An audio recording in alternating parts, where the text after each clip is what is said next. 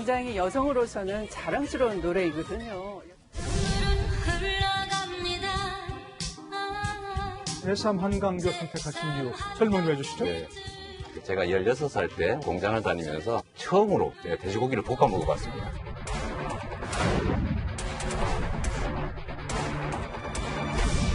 여기 있습니다. 그거를 자꾸 우기시면 안 된다고요.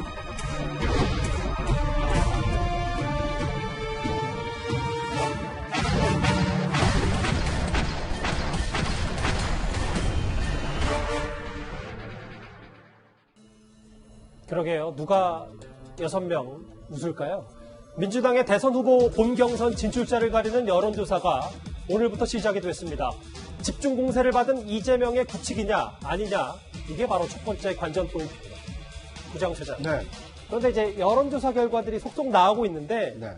뭔가 이재명 지사의 독주보다는 이제 다른 후보들이 좀 격차를 좁히는 모양새도 좀 보이는 것 같더라고요. 그렇습니다.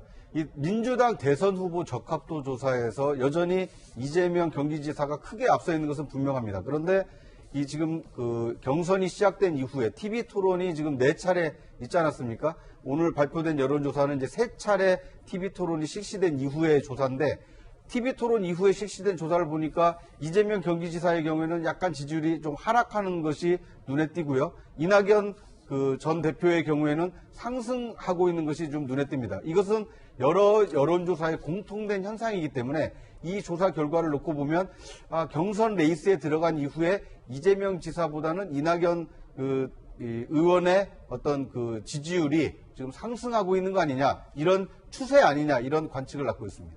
또 다른 여론조사도 하나 있는데요. 그러니까 민주당 지지자들에게만 물었을 때 이재명 지사가 과반이 넘긴 한데, 뭐 추세를 정확하게 저희가 집계한 건 아닙니다만 이낙연 후보의 지지율도 만만치 않게 30% 민주당 지지자에 한해서입니다. 이런 흐름들이 좀 눈에 보입니다. 어제 저희가 생중계했던 4번째 이 TV 토론에서도 이재명 지사의 핵심 정책들에 대해서 이낙연 전 대표, 이낙연 후보도 맹공을 퍼부었었습니다.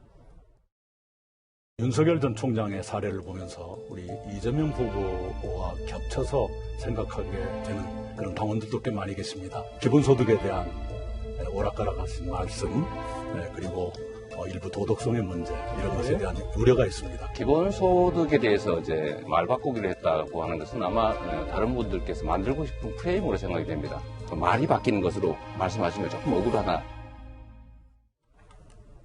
소정석 국장님은 개인적으로 어떻게 보십니까? 4번의 토론회에서 이재명 지사가 독주를 굳히지 못했다, 아니다, 뭐 어떻게 볼 수 있을까요? 독주를 굳히지 못했죠.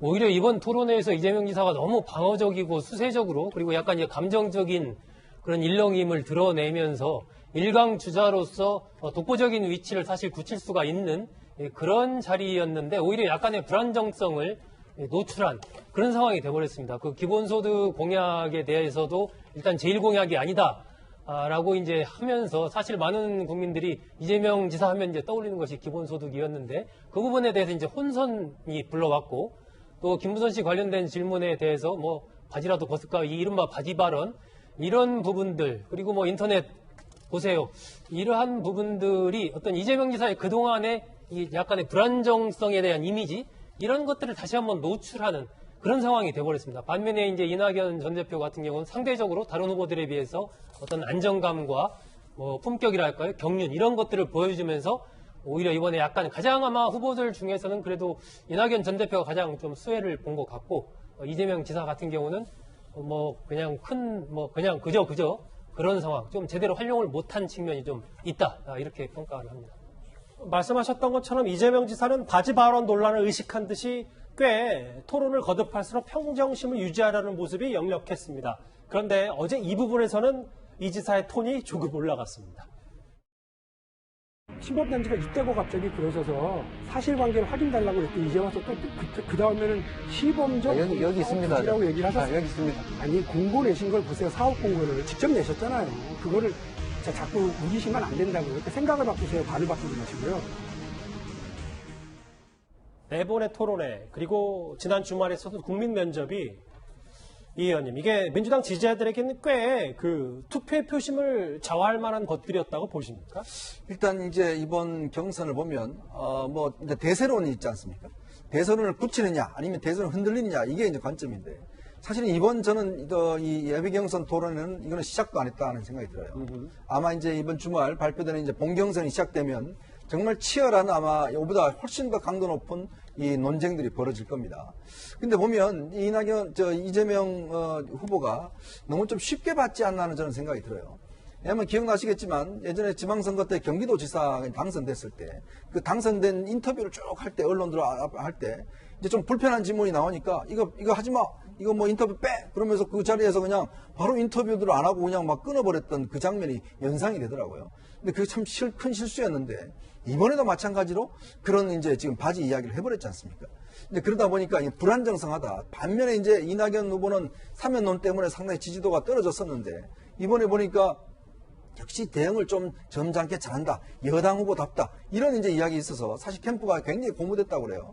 이제 이런 것들이 실제로 이제 본 경선에 들어가서 정말 정책 토론을 벌어질 때 과연 또 어떻게 나타날지 저는 상당히 이제 아마 더구나 또 이게 후보 단일화에 대한 또 이 변수가 있지 않습니까? 이게 상당히 역동적으로 저는 전개될 가능성도 충분히 있다고 봅니다.